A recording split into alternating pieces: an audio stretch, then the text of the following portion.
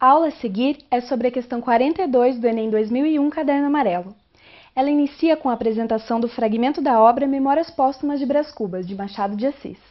Em seguida, vem o enunciado da questão e depois as opções ou alternativas para o candidato marcar. Vamos lá?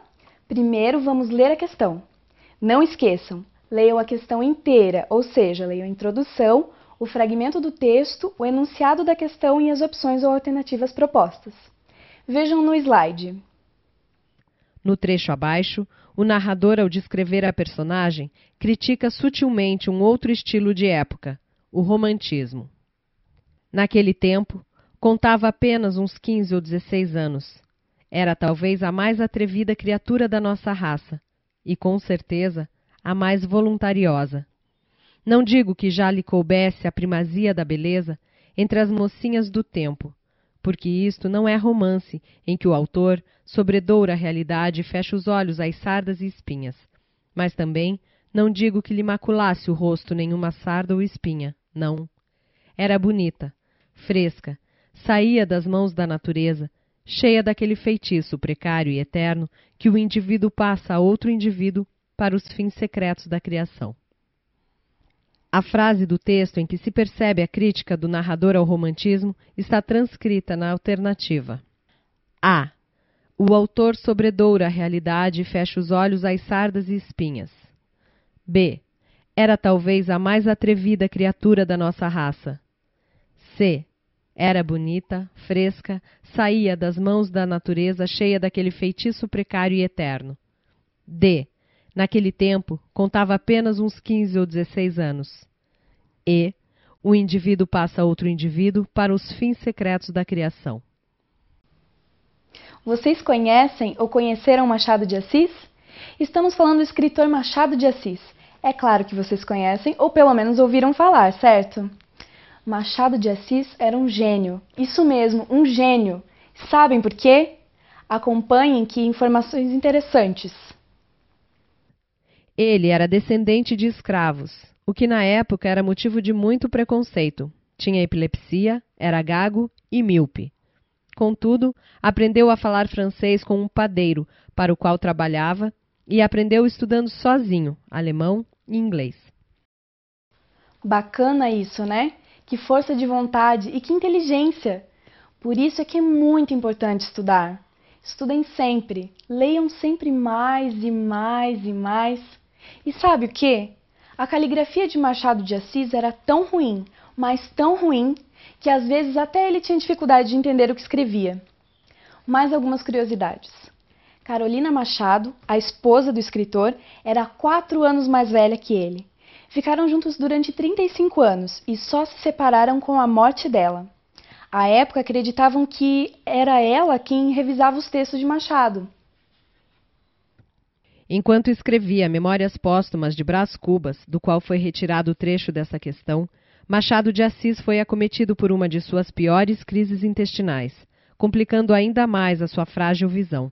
Os médicos recomendaram 3 meses de descanso em Petrópolis.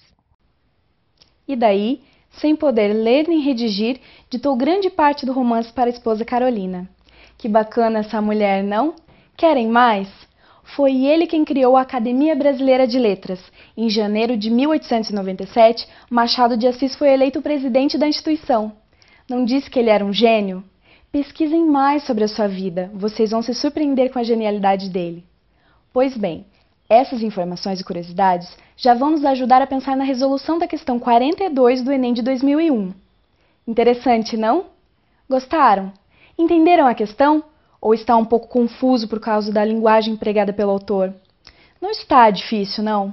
Mas assim mesmo, vamos ao trabalho. Vejamos a narrativa. Contém pequenos cortes, pausas, observe o emprego dos sinais de pontuação. Por isso, às vezes, a história que lemos anda devagar, até parece voltar atrás para juntar pedaços. Muito bem, voltemos ao trecho do texto com o Juliano. Isso aí, pessoal. Vamos ouvir o trecho do texto. Naquele tempo, contava apenas uns 15 ou 16 anos. Era talvez a mais atrevida criatura da nossa raça, e com certeza a mais voluntariosa. Não digo que já lhe coubesse a primazia da beleza entre as mocinhas do tempo, porque isto não é romance em que o autor sobredoura a realidade e fecha os olhos às sardas e espinhas. Mas também não digo que lhe maculasse o rosto nenhuma sarda ou espinha, não. Era bonita, fresca, saía das mãos da natureza, cheia daquele feitiço precário e eterno que o indivíduo passa a outro indivíduo para os fins secretos da criação. Pois bem, esse fragmento de texto descreve a personagem com características que se opõem ao romantismo, estilo literário da época. Vejam, por exemplo, a personagem é bonita, fresca, mas também possui defeitos, ou seja, as espinhas assadas. Então o narrador não exagera nas descrições, como os escritores românticos faziam. Ele deixa claro isso em empregar a palavra. Aliás, o palavrão, sobredoura, isto é, ele não exagera. Aí está presente uma crítica sutil que ele faz ao romantismo, os exageros cometidos pelos escritores românticos ao descrever uma personagem. Vamos fazer uma comparação a título de ilustração, para vocês entenderem melhor como que funciona isso aqui, tá ok? Vejam no slide que segue. Há anos raiou no céu fluminense uma nova estrela. Desde o momento de sua ascensão, ninguém lhe disputou o cetro. Foi proclamada a rainha dos salões. Tornou-se a deusa dos bailes, a musa dos poetas e o ídolo dos noivos em disponibilidade. Era rica e formosa. Duas opulências que se realçavam como uma flor em vaso de alabastro, dois esplendores que se refletem como raio de sol no prisma do diamante. Quem não se recorda de Aurélia Camargo, que atravessou o firmamento da corte como brilhante meteoro e apagou-se de repente no meio do deslumbramento que produzia seu fulgor? José de Alencar, Senhora. Perceberam a diferença na maneira de o narrador descrever a personagem, no caso a mulher? Pois bem, no trecho da questão 42 do Enem, a personagem não é tão idealizada assim não. O narrador descreve-a como bonita, fresca, mas também aponta o que há realmente nela, sardas e espinhas. Em qual dos textos a mulher é mais idealizada? O texto de José de Alencar, em Senhora, é lógico. No texto de Machado de Assis, além do narrador descrever uma mulher, digamos assim, mais real, ele também faz referência à sensualidade dela. Por exemplo, era bonita, fresca, saía das mãos da natureza, cheia daquele feitiço, precário e eterno, que o indivíduo passa a outro indivíduo, para os fins secretos da criação. Vamos seguir adiante, agora com a Díulia, para resolvermos a questão. Agora que estamos com todas essas informações, vamos rever o que a questão pede ao candidato. A frase do texto em que se percebe a crítica do narrador ao romantismo está transcrita na alternativa. O enunciado da questão pede que o estudante indique a opção que se percebe a crítica do narrador ao romantismo, certo? Pois bem, vamos por opção apresentada. A. O autor sobredoura a realidade e fecha os olhos às sardas e espinhas. Embora o narrador descreva a personagem como bonita, fresca e etc., ele diz que não exagera na realidade, não esconde os defeitos, no caso as espinhas, as sardas, como um autor romântico faria. Sobredor é igual exagero. Será? Tudo leva a crer que essa é a opção correta.